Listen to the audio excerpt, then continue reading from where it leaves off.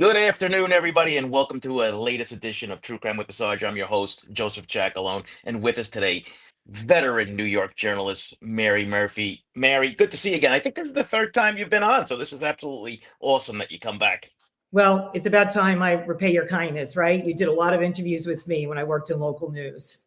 Yeah, and I actually miss those days when we used to do meet up out in the street somewhere and talk about stuff. So it's been a long time.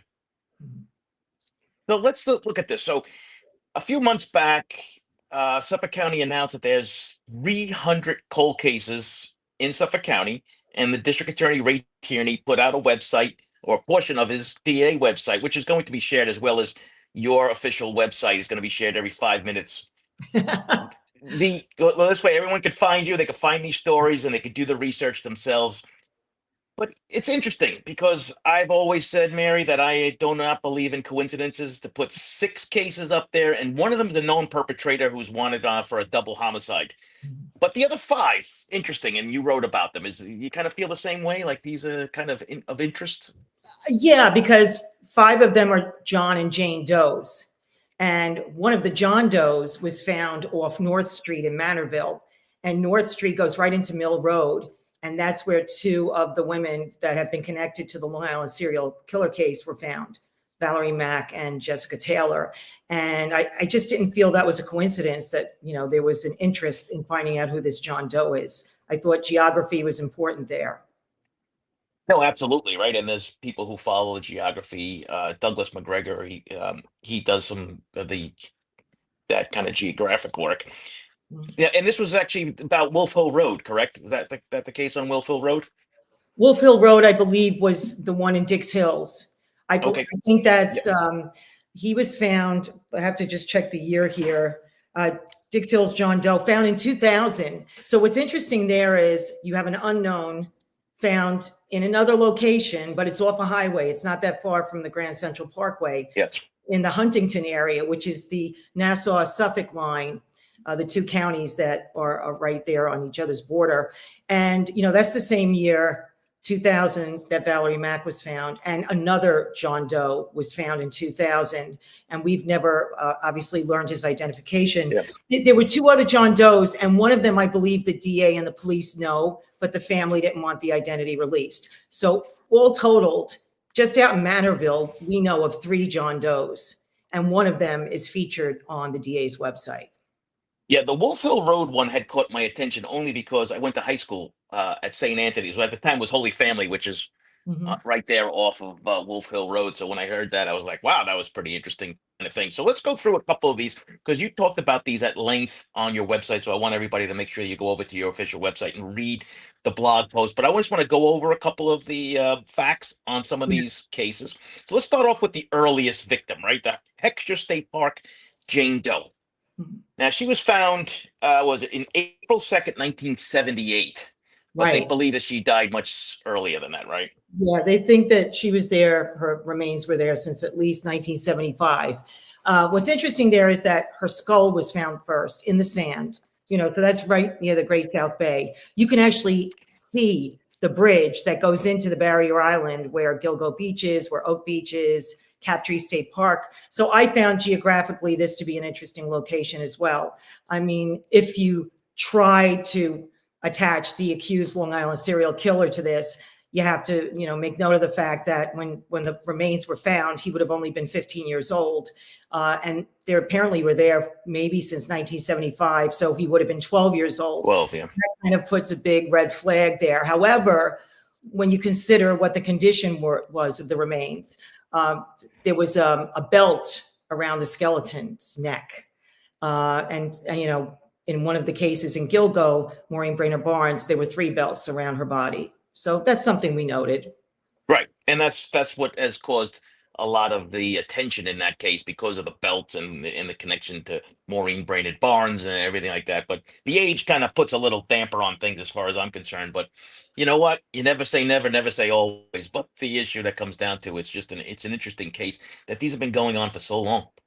But one other thing I'll mention is I did do one blog on these five does, but I did another blog on geography as it relates to Route 27. And I happened to be driving out there maybe 6 months ago on an unrelated case. And going along Route 27, there's Sunrise Highway and Montauk Highway. They're both Route 27. And I noticed first there was an exit for Heckscher State Park. The next exit was for Sayville. And there's a Sayville Jane Doe among the 5 that the Yes. DA has listed. So, and then right after that, there was a sign for the Mariches. And Sugar Bear, who is, that's an unsolved case that some people talk about in connection with Gilgo. Yeah, Andre Isaacs. Yes, yes. So there was an exit for Forge River and the Mariches, and his skull was found near the Forge River in a pond. Right. So those were 3 exits in a row, with cases that, maybe possibly tied to Gilgo. Right. He's been charged with that. Let's talk about Sayville Jane Doe, right? Because she's found in a dumpster in March of 1992. She's only 4'11". She's less than 100 pounds. And this was also a time when Joel Rifkin was doing things. And, and I would say at one point we had 4 active serial killers on Long Island, which to me is actually mind blowing. Yeah, Robert Schulman was also active at that time in the early to mid 90s. The interesting thing is that Joel Rifkin, apparently, from what I was told and what I read, he pleaded guilty to about 17 murders after he was caught, but he did not plead guilty to this. He also was asked about Carmen Vargas, another case from the Meadowbrook Parkway in Nassau County that people are talking about in connection to Gilgo, and he said that wasn't mine. So, it's interesting. He pleaded guilty to 17. Why would he say one wasn't his if he had done it? Right. And we've seen forensic genetic genealogy being used in these cases too, because they say the Sayville Jane Doe is from, or she's got a background, it's either Brazilian or Portuguese. Yes. And then that's, yes. Do you think, like we see with these cases, Mary, and like I said, I'm just going to throw this out there. I don't know if you can answer or not, but do you think, they knew the identity of Peaches years and years earlier. Do you think they have the ID on some of these cases already and they're just holding back? I mean, it's possible. They use that familial genealogy. They go online. The FBI uses it a lot too, as well as the public. It is possible. I believe in Peaches' case, the FBI and other authorities knew her identity about 3 years before we did, before it was publicly announced. Right. Yeah, that's why I was kind of, leaning towards that, because you say they have 2 of these cases where forensic genealogy has given us the background on these individuals. You almost think that they either know who they are or they're on the path of identifying them relatively soon. Yeah, there's one other that you're probably going to get to, the Dix Hills Jane Doe, which involved plastic bags. She was dismembered, and she was found in 1998. And she, other victims of LISK, other victims that he's been charged with, they had plastic bags, holding their body parts. We don't know if this is LISK connected, but once again, it's interesting that the DA included this case on his cold case website. Yeah, no, I mean, like I said, I don't believe in coincidences, right? I mean, 300 cases and you pick 6. One is, like I said, is a known perpetrator. Just want to take a quick second. Sinead, thank you for gifting that membership for the channel. I appreciate that again. So so we have, and we're also seeing the use of DNA phenotyping, which is interesting, where they're actually getting the pictures of what they believe the person looks like, and they're using them on the website, which is pretty exciting as far as I'm concerned. Yeah, I mean, the police and the FBI are working with anthropologists. I think they also work with some artists at the National Center for Missing and Exploited Children, and also the Office of Chief Medical Examiner in New York City. They're all working together and coming up with these, images of what the person might look like. Yeah, no, I think it's a great help in that respect, and they're doing that. Like, I mean, we saw with Sandra Castilla now, who's been, added to the docket for Rex. Puts our timeline now much earlier than people anticipated.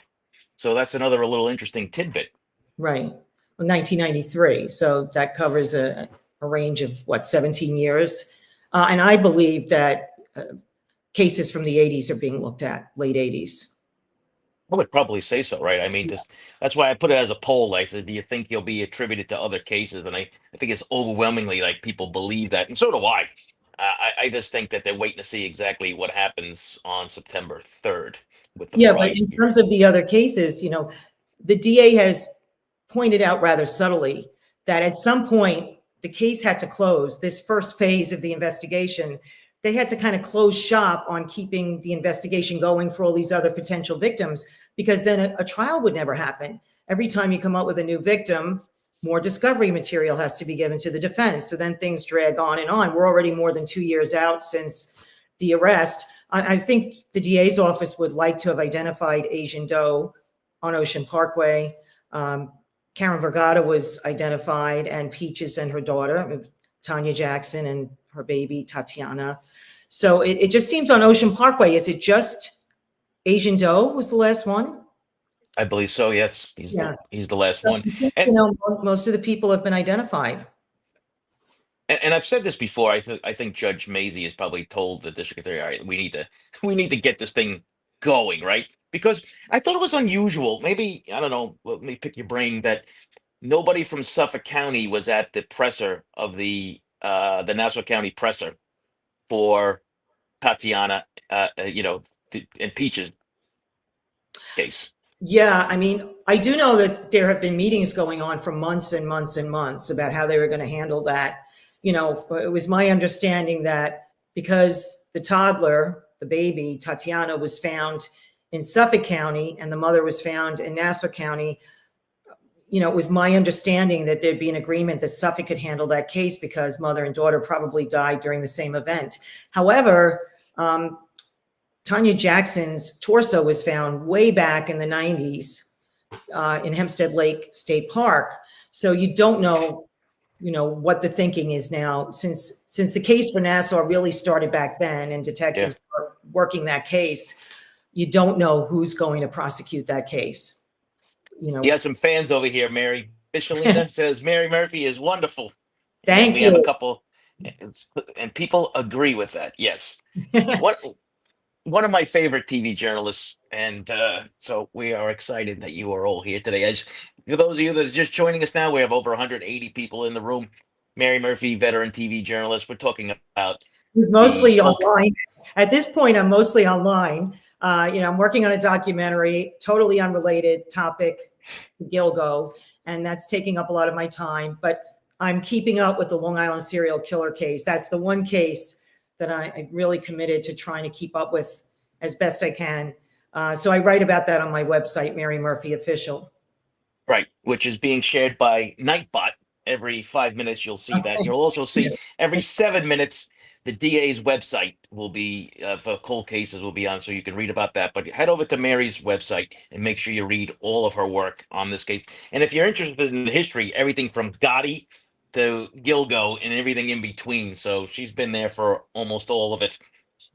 The Now the Manorville John Doe, I think you kind of mentioned him before. This is the one off North Street in February that was found in February, I think 2012, wrapped in a bed sheet.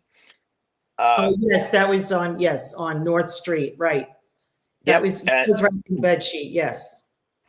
And the interesting thing, and on your blog, you had written this, and I'm going to rip this right from your blog. It says North Street uh, goes into Mill Road in Manorville. And for those of you that don't know, that's where Jessica Taylor and Valerie Mack's partial remains were discovered back then.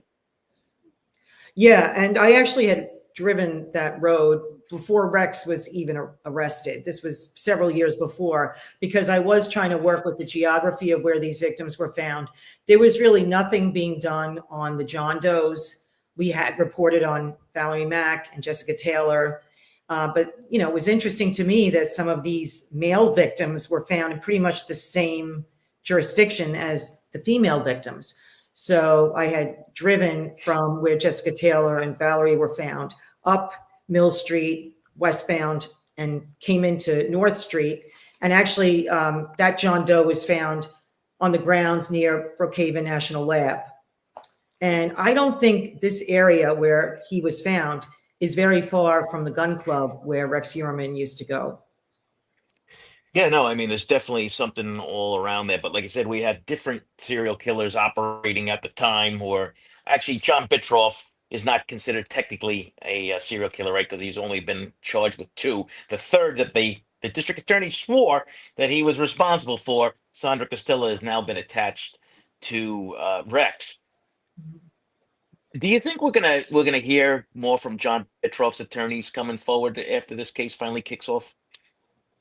Well, I mean, was the appeal denied? I know that they put the appeal, Originally, yeah. they had this legal aid appeals team that was working with him and had put in, about the other DNA that was found near the scene of one of the victims. I think it was Colleen McNamee. There were genes found there and initials MM. And, those initials had been tied to the son of a high ranking member of the Suffolk Police Department. But apparently during the trial, this was brought up and, the jury convicted Bitroff. So I don't know if he's trying to bring Rex in support of why his case may be faulty. But, we asked the DA about this. I asked him in person about this at one of his press conferences. And, he felt that there was very good evidence, even though Ray Tierney did not prosecute the John Bitroff case. That was prosecuted when Tom Spota was the DA, and there was an assistant DA who actually handled the courtroom presentation. But DA Tierney seems to think that he has good reason to still back the conviction. Yeah, no, it's going to be interesting. I don't think we've heard the last of John Bitroff's name in any of these things. Beverly wants to give you a shout out. Says hi, hi squad, hi Sarge, and hi Mrs. Murphy. Hi, Beverly. Beverly out there. So our squad members are in here. We're over now 215 people watching this live. Okay. Mary Murphy, veteran journalist. We're going through some of the other cases that are open still in Suffolk County. September 3rd is a big day, right? We have the Fry decision. Yes.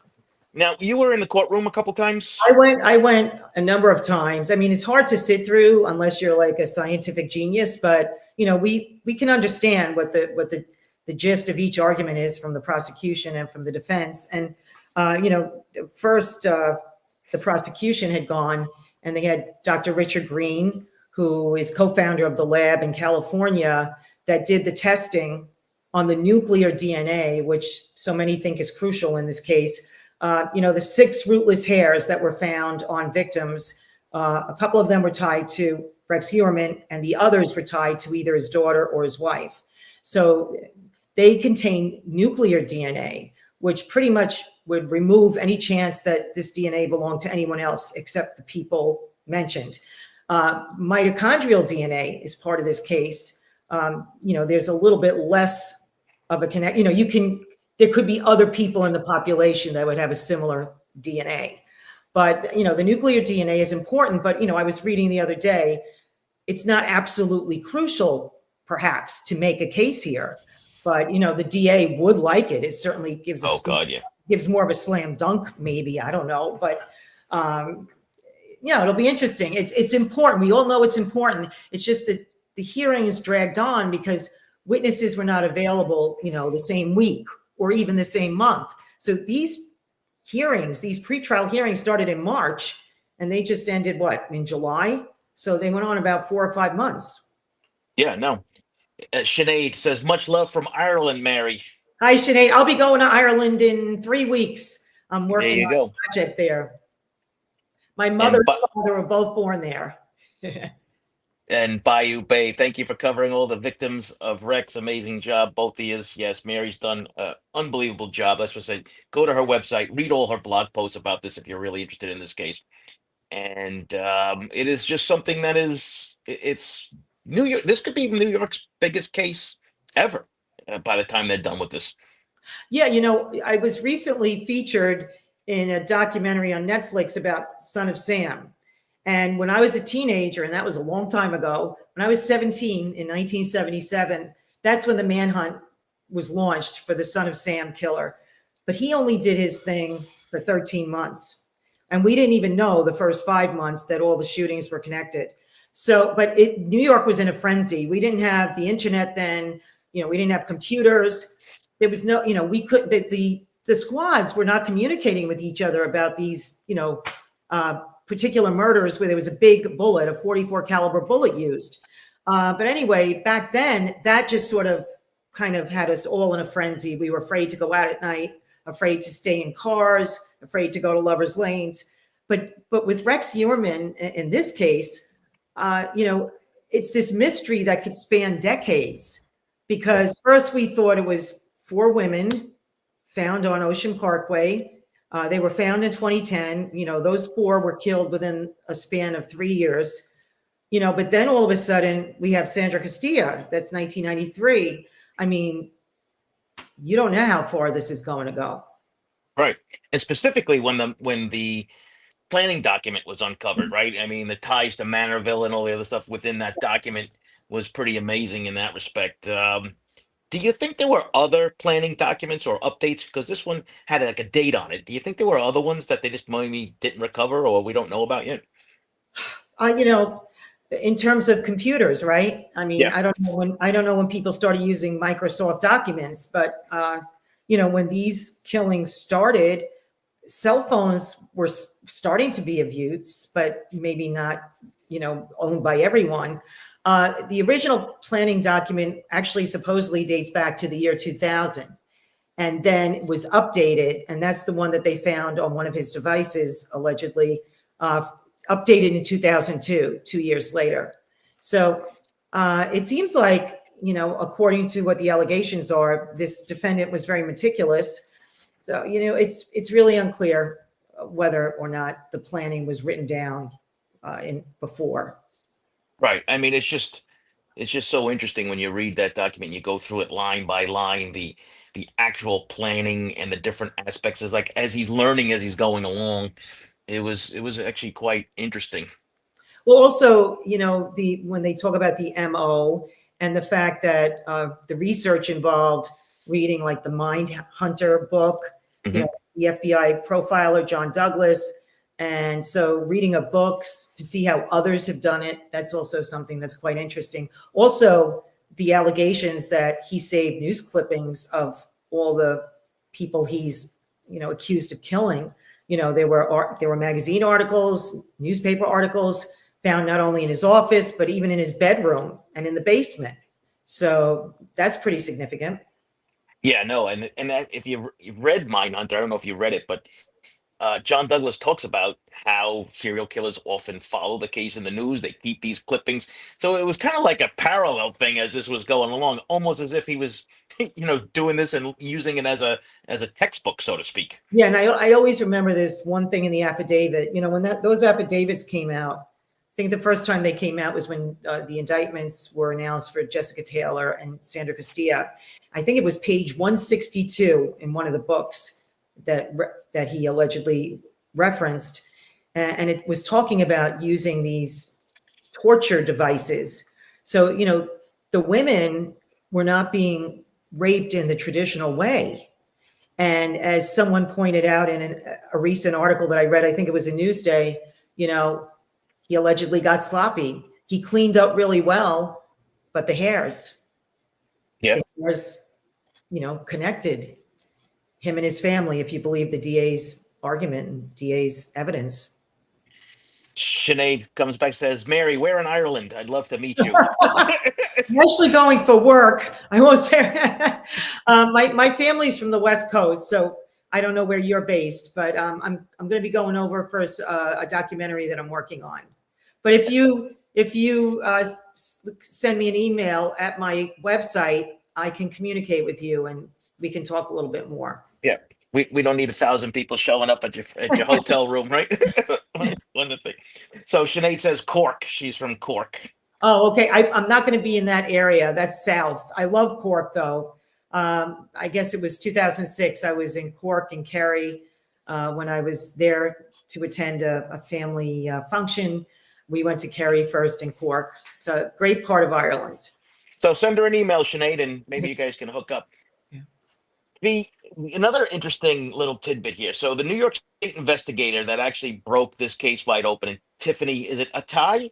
Is that how you Yes. seen him? And, in the beginning, early on, right after Rex Heuermann was arrested, one of the top officials, the police commissioner at the time, mentioned her name. But when the first press conference was held by the state police, a few days after the original press conferences, the state police held their own, and they did not feature this investigator at that press conference and did not mention her name. And so for a couple of years, I was never talking about her name. But then there was a release put out after she was honored. Maybe, I don't know if it was earlier this year or late last year, but she received an honor for her work on this case. So when I saw the release, I felt that it was okay to mention her. I think the state police was a little bit surprised. One of the public information officers called me up when I did that story and said, we would have liked a heads up. They were probably right. I guess I should have given them a heads up. I probably did try to call, but I didn't reach them. And basically, I was just noting that the state police, the female state police investigator who found the connection between Rex Heuermann and a first-generation Chevy Avalanche in Massapequa Park, that's the same investigator looking at a number of unsolved cases where the women were found near the sides of highways, and some of them were dismembered. So I thought that was an interesting connection. Yeah, no, I mean, listen, I've been crediting her from the beginning because they only had mentioned her as a female investigator for the state police that had discovered this connection. Fresh set of eyes on the case, get in there. The task force that was created, by then Commissioner Rodney Harrison. I mean, if you think about the work that this group has done, and it's still together, right? Pretty tight. They're still working on these Yes, cases. in fact, there are quite a few retired NYPD detectives, and some of them worked in cold case for NYPD that are now working for the Suffolk DA's office. Yeah, that's great. In this task force. Yeah, no, it's a great idea. I wish we would see more of these kinds of things across the country because there are so many cold cases where you can have plenty of retired people who have done this for a living to be able to go in there and work for these, especially the district attorneys, because like I was saying, the hardest thing is getting the district attorney to agree to prosecute. But when you're working with them, they know exactly every step you're taking. So it is just, it's a much better focused group, I think. I guess there's a room where it happens, right? And they're all kind of sharing space. And that was a big deal when the state police investigator made the connection. It was March 14th, 2022, about Right. And 15 months before he was arrested.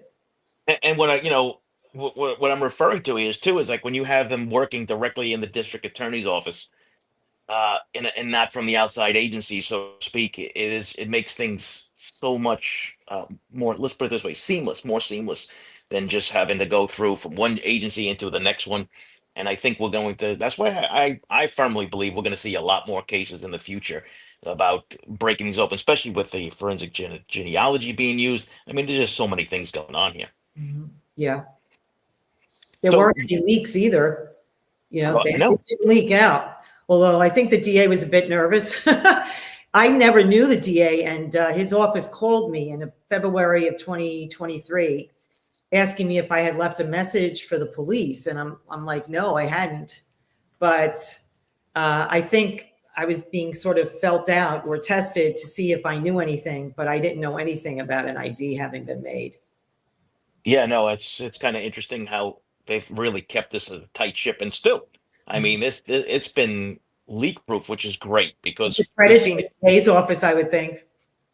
for sure. And and listen, they might be under penalty of some serious consequences, as it should be, because this is a huge case, and you don't want to blow it on something as stupid as somebody giving out information that they shouldn't have. Yeah.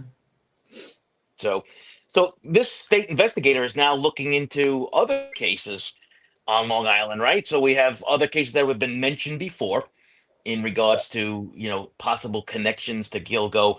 Tanya Rush is one of them. Now she was found off the Southern Southern State State Parkway. Yeah. Right.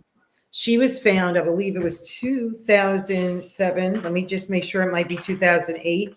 Yeah, I think it's 2008, the South Newbridge Road. And it was interesting because it was late June, and one of the Gilgo cases involves a murder in late June, a different year. But yeah, Tanya Rush, mother of three, lived in the Brownsville area of Brooklyn. She was a very loving, nurturing parent, and her daughters remembered her as being a great cook. However, unfortunately, she fell into the throes of crack cocaine addiction and then got involved with sex work as a way to finance her habit. And, she was last seen in June of 2008, getting off an elevator and then walking toward the elevated train near her building. She lived in the Van Dyke houses. And she was known to walk on the Stroll, which is in East New York.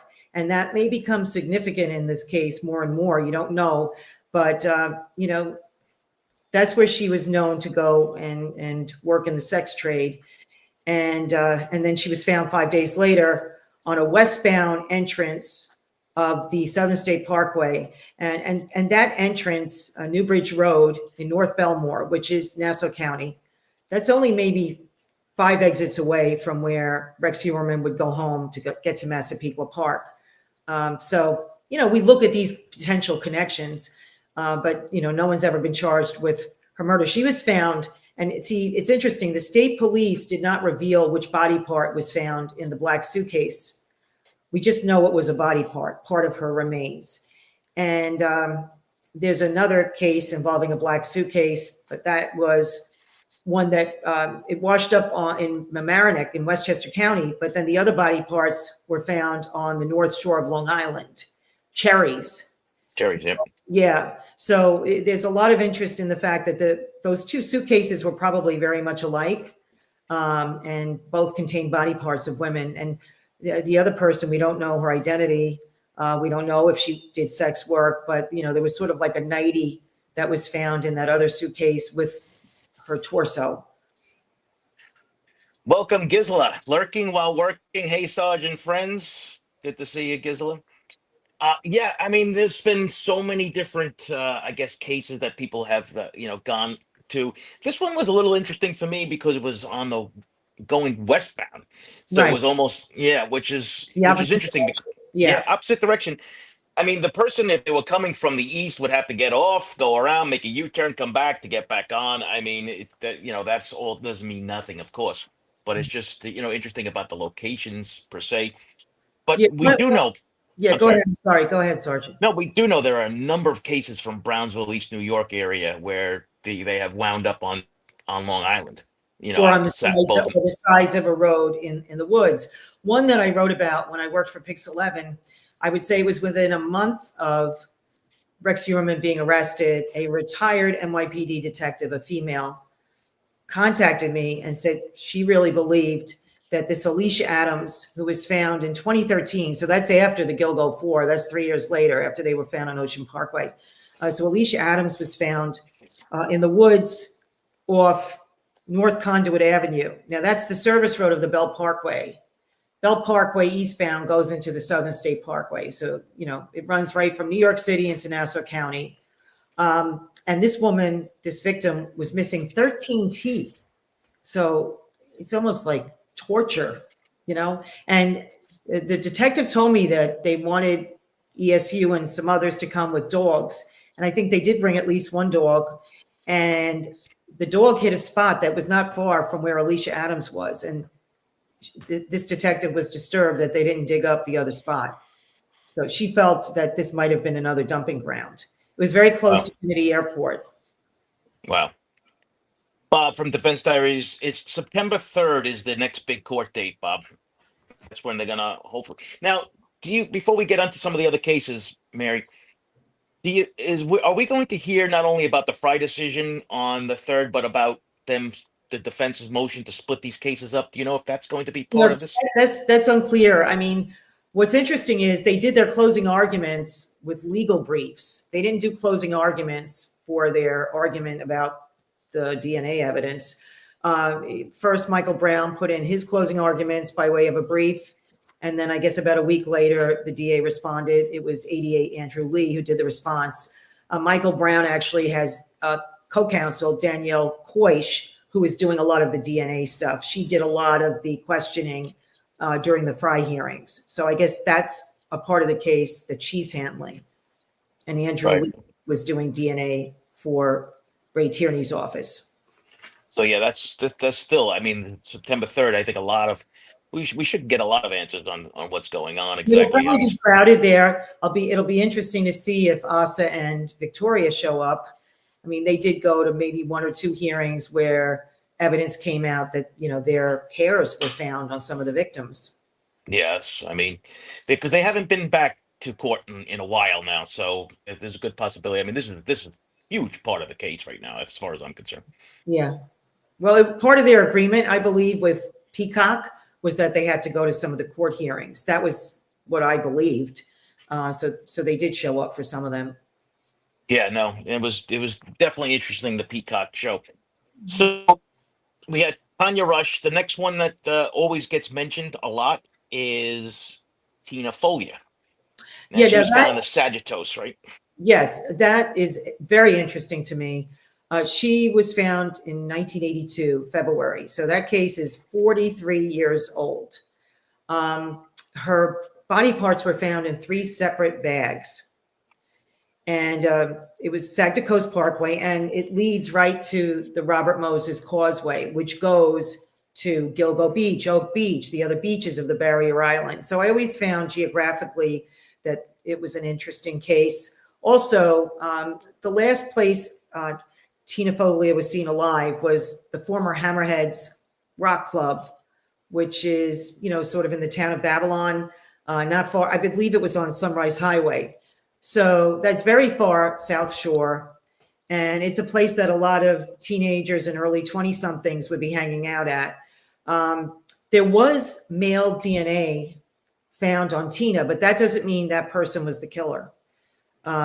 She was involved with someone she knew through that club, but she was seen leaving. She was seen near the exit.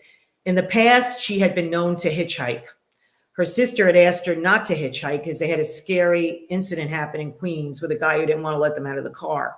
So we don't know if that was enough to stop her from hitchhiking, but it's a real mystery because we don't know if the male DNA that was found on Tina is the DNA of the killer. Right. Like I said, I remember the name Hammerheads. I was too young at the time to go to the bars out there, but the names that like Hammerheads, and I always bring up the Oak Beach Inn. All those different places down there. So it's kind of interesting because it's part of Long Island history for sure in regards to some of these things. But to see them tied to certain cases is actually kind of wild because when you're growing up, you don't realize it, right? You're going through this, you don't realize what's going No, on, I and mean, then I was never at Hammerheads, but I was very much aware of that club. And OBI I was never at, but that was a really big club out there. yeah. Yeah, OBI was huge, and that was just an empty parking lot, right, by where before the Oak Beach community, right? It's just a park, I think they made out of it. Yeah. I went And to it's a just, press conference not far from where the former OBI used to be held, situated. Yeah. and then we have Carmen Vargas, right? That was a 1989 case. Yeah, which there is interest in that. Uh, Carmen's niece was only 12 years old when she disappeared, and she was the last person to see her alive.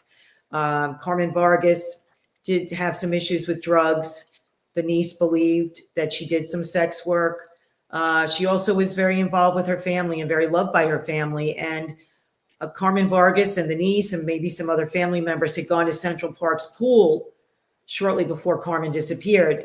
The niece said she last saw her aunt get into a dark colored car on Lexington Avenue in East Harlem in August of 1989. And she said the person driving that car was a white man with glasses. And then the body of Carmen was found about a month later on September 11th of 1989. But at the time, she must not have had ID on her because the family never found out the truth of what happened until 3 years later. Nassau County Crime Stoppers had run some kind of a piece on television on the local news, and Carmen's sister said the sketch kind of reminded her of Carmen.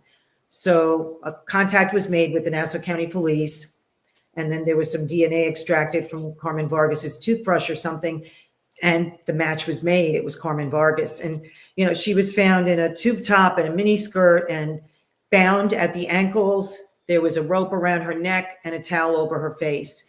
She was found on the shoulder, I believe, of the southbound Meadowbrook Parkway in Freeport, which around that time, Rex Heuermann was working in that area. And it was only about an exit away or two from that traffic circle in Jones Beach, which leads to Ocean Parkway, where so many victims were found in the Gilgo case. And it's been well documented, and the DA has pointed out that Rex Heuermann used to work at Jones Beach in the 80s.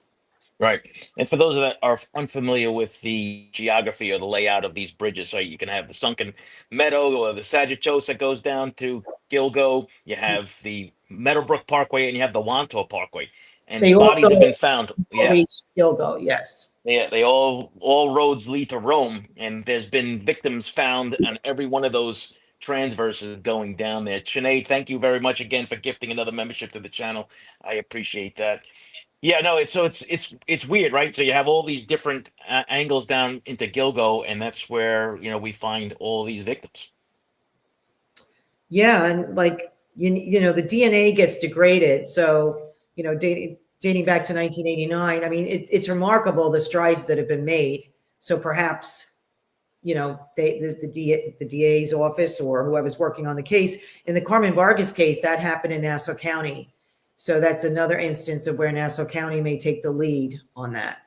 Right. And the Suffolk County DA hotline for these cases, for the cases in Suffolk County, 631-853-5856. Also, the link is being shared, as well as Mary's official website. Make sure if you want to get a little more in depth on these cases, make sure you go and read her blog posts. And there's actually a whole section just on Long Island serial killer cases, articles, excuse me. That gets read more than any other sections. Although my blog, I like some of the other stories too. Yeah, no, there's some great history behind some of those stories too. But I think right now the big draw is going to be this, and you're probably going to see a huge spike come September 3rd because the focus. It's we have a very short attention span these days, right? And we kind of get attracted to some of these things.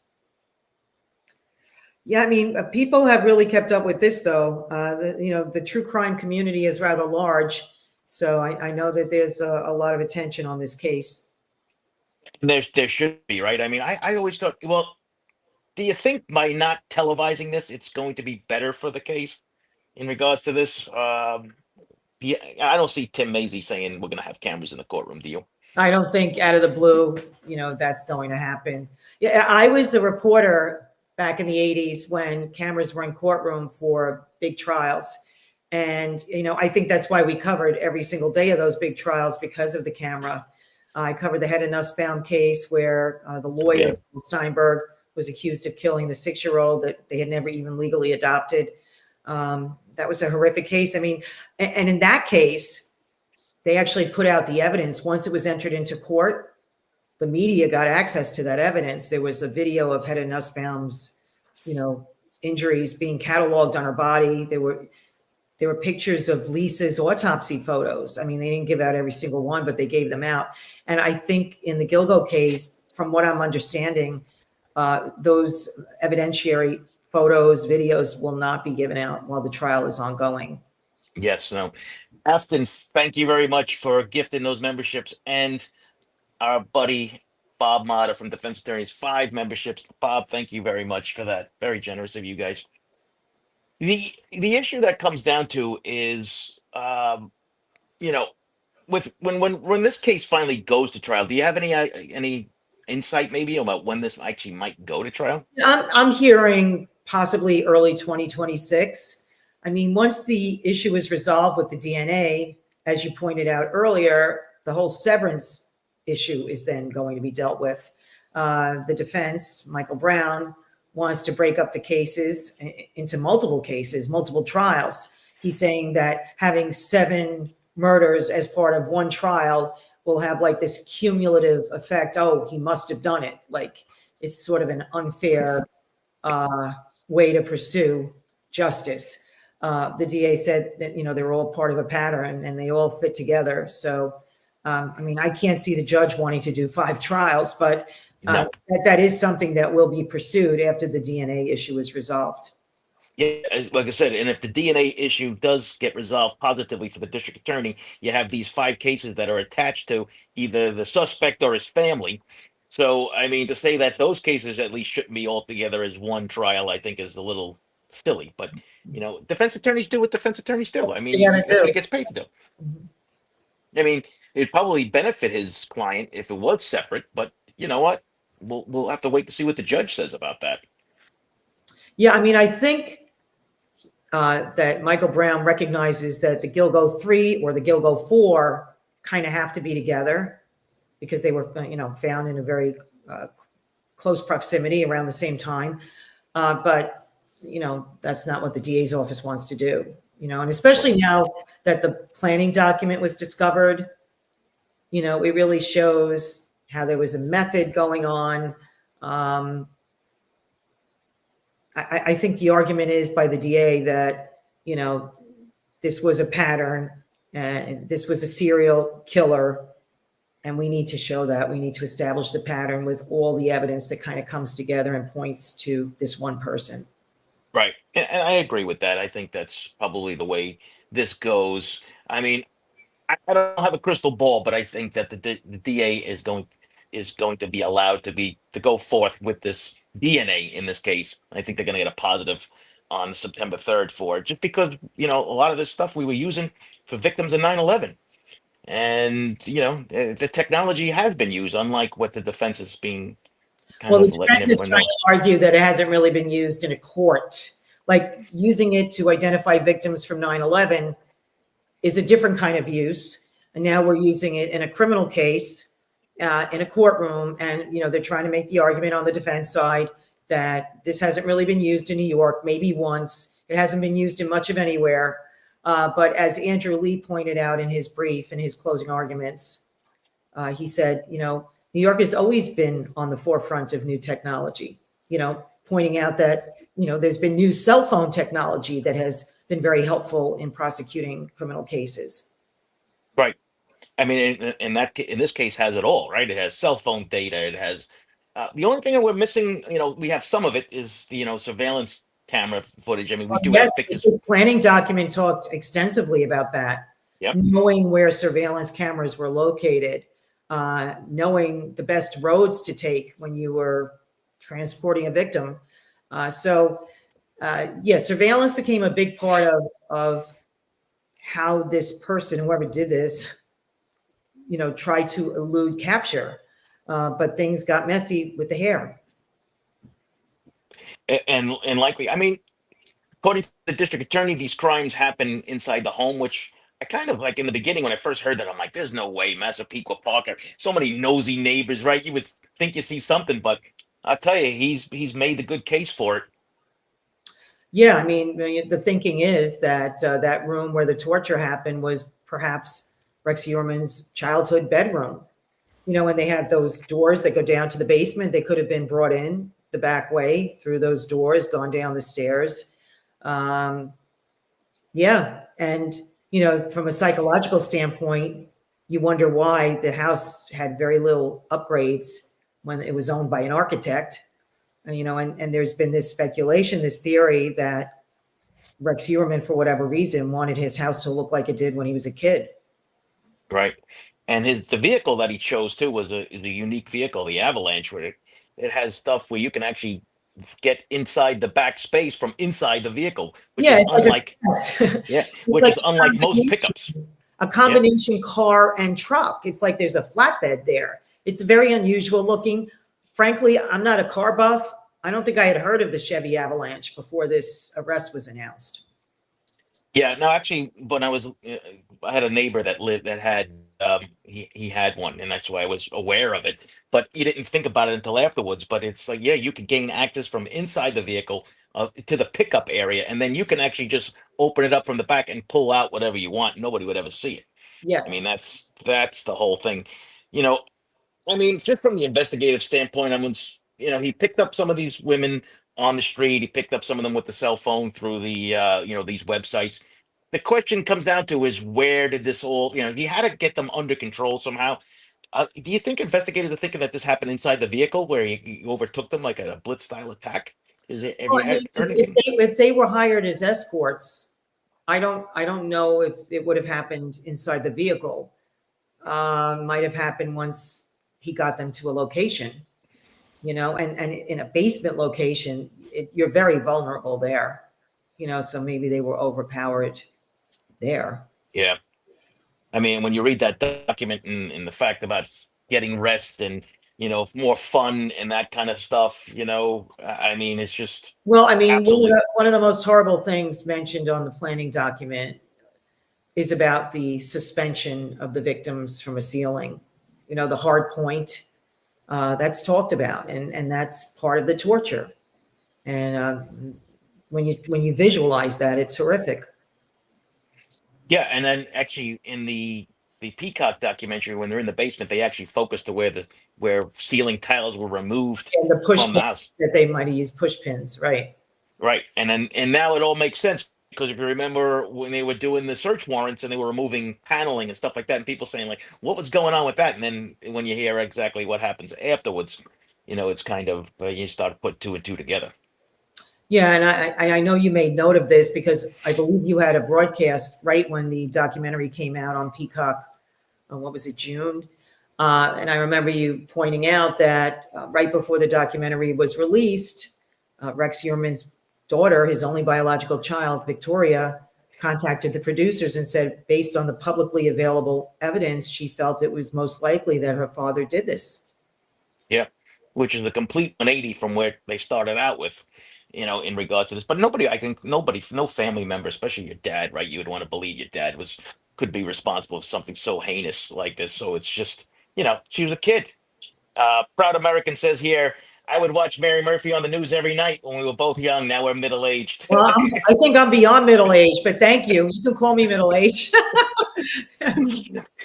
I guess I'm middle aged too, but I guess we could be called a lot worse, right, Mary? I mean, in that respect. So Hey, I'll you take should. middle age at this point. But it's ironic that this case is now, we said it's been a couple of years since the arrest when they're putting together. A lot of people focus in on why did the police move on Rex back then to arrest him? Have you gotten any insight into or any kind of tips or be Well, reason why they moved? they've acknowledged that he was still seeing sex workers in the time after the Gilgo Four were discovered in 2010. So it was 13 years until he was arrested. Apparently, there was some concern that he might be moving toward doing something else. That's what we heard. It's real. That part's unclear. I know they recorded the arrest when they apprehended him on Fifth Avenue near his office, and he didn't give much resistance. He was surprised, but he didn't give resistance. Right. And I think part of the investigation, which we're going to, and I'm looking forward to hearing about, is those 400 something digital devices that they recovered. Yes. And the one thing that still bothers me, not bothers me, but it's still, I guess, a burning question for a lot of folks, including myself, the storage facility. We haven't heard much about what was found there, although very early on, the former police commissioner, Ronnie Harrison, said it was very fruitful, that search. Right. What we don't know is if any body parts were found there. But I do think it's possible they found some of the documentation, like the phone records. They had the bills from Atlantic City, which were around the time that one of the Gilgo victims was killed. So it's not clear to us in the media what they found, but the only hint we have is that former police commissioner Harrison said it was fruitful. Right. Two storage facilities that they searched. Right, and add that the fact that the medical examiner was called to one of the facilities was Yes. another. Yeah, and I said I think that's a lesson learned for a lot of police departments. If you're going to do a search like this, have your whole team together ahead of time. If not, you're going to add to the road of speculation about what transpired. So if there was if the Although MB. you'll probably remember this when they were searching the house the first time, which lasted 12 days. I think that first weekend they took out this big case with a doll inside of it, and Oh everybody, God, yeah. oh, there's significance in this, and it turned out to be a collector's item that Asa had. Right. Yeah, and I remember the whole thing about the creepy doll and everything else that goes along with it. And Mhm. of course there was a coffee table book for crime scenes that everyone was going crazy about, this and that. That book is like one of the most popular books that you can actually buy in Mhm. so many things. And so many people are interested in the true crime stuff. So I didn't think that What's was always much going to of a stick deal. out to me from when he was first arrested and we all went to the house, it just sticks out to me how, we in the media now, we have drones with cameras, and the drones were able to go up and get those aerial shots of, all those investigators in the white Tyvek suits, digging for evidence, going into the basement, going in the front door, going in the garage. I mean, those images will always stay with me. No, well, this was actually one of the first times I also saw how big of the true crime community out there. People were doing their live shows right from the streets, like an ordinary news agency, which was actually kind of interesting. And we're seeing this more and more every day. Yeah, and before the pandemic, I used to do a Facebook Live show, and people, they liked it, and that was usually in the studio. We had a social media center, and then when they finally allowed the media to go in front of Rex Heuermann's house, which was 12 or 13 days after the search started, I actually did a live outside his house with my camera. It was like a Facebook with my cell phone camera. It was a Facebook Live, so people were interested. Yep. Mary Murphy Mysteries. I think I was on an episode of that Yeah. way back when, right? So we're talking a number of years now. But yeah, no, listen, social media is becoming huge, but also I think can become a problem in certain You aspects have to too. make, this instant breaking of news. I mean, we were even told, television, it used to be broadcast, broadcast, broadcast, break news, get scoops. But once the internet became such a big thing in our lives, all of our lives, the internet, digital became very important. And, during my last few years at Pix 11, I knew this already. I didn't have to be reminded. If you broke a story, you had to break it on digital first, because that's where a lot of people are getting their news. So, but you have to be very careful, in this quest to be first with a story. You have to make sure it's accurate. You can't just throw things on the air, especially with the digital deadline. You have to be careful. Oh yeah, and we've seen a lot of that bad stuff too that goes out there, and unfortunately, everyone's in such a rush to get it out there. Sometimes that information is wrong coming out of the gate, and you have to be, like I said, you got to be mindful of that. Yeah. So, Mary, we only have a few minutes left. 432 people are watching this live. Any predictions do you have regarding the Fry hearing or anything coming out into the near future? Any rumblings? Uh, I mean, there was buzz that, if the DNA hearing doesn't go the way that Rex Heuermann wants it to, oh, he might plead guilty to spare his family the trauma of a trial. But other people now are writing on these true crime community pages that, they don't think that he would plead guilty. They think he wants it to go through to trial. So, that's just, but, and then, I've heard that the trial probably won't be until 2026, hopefully the early part of the year, not the later part of the year. And also, like, the whole thing with people asking me, oh, do you think they're going to give the DNA to other states, other jurisdictions? Will we find out soon whether he killed people in other places? There are, especially in New York State, there are strict guidelines. You can't just put someone's DNA on the National CODIS site until the person's convicted. But I think there is a way of sharing, and the rules, are made or applied by DA's offices in different jurisdictions. But I think it's going to be really interesting to see if the DNA ever gets tied to other victims outside of the New York metropolitan area.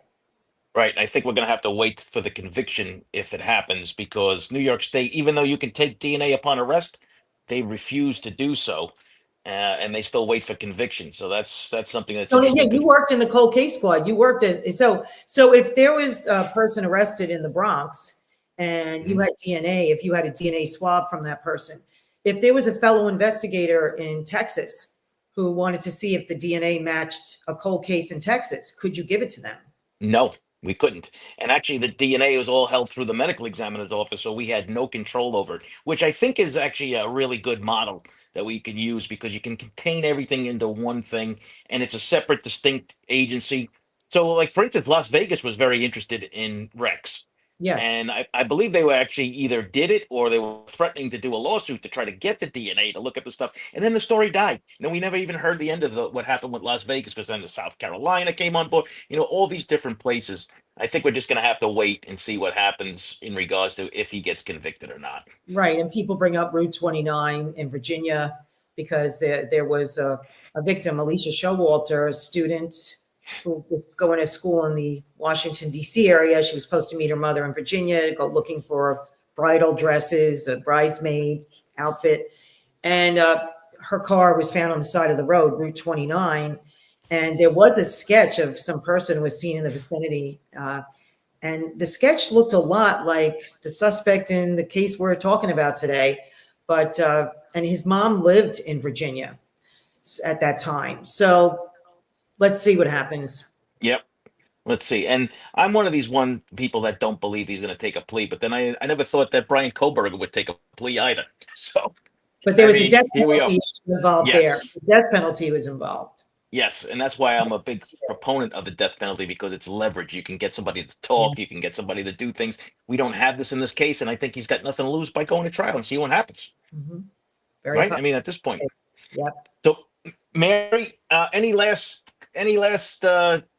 words of wisdom for us coming as you see, or you have your crystal ball for us? One thing I was told, maybe within the last year, is that uh, there's a belief among some of the investigators in this case that Rex Heuermann may not have veered very far from home when it came to taking lives. And he's not convicted, he's accused right now. So, Yes. But that would be interesting, and not everyone believes that because of other cases upstate. He did have family upstate. And there have been unsolved cases in sort of the general area where maybe some family lived. So it'll just be interesting to see. I look at geography, and some of these New York City unsolved cases, some of the ones out in Nassau County, and others in Suffolk as well. I'm really interested to see if there could be eventually a connection made. Yes. And like I said, everybody's innocent until proven guilty. And we will start to see exactly what happens come September 3rd about what kind of insight we're going to have about when this thing goes to trial. Mary, this was the hour just flew by. I could talk to you for hours on this case. Well, I But it's appreciate all the people who tuned in. That was great. yes, so make sure you go check out Mary's official website.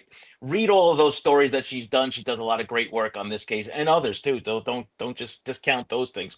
But Mary, you hang out one second. We're going to say goodbye to everybody. Everybody have a great rest of your weekend, and we'll see you soon. Thank you.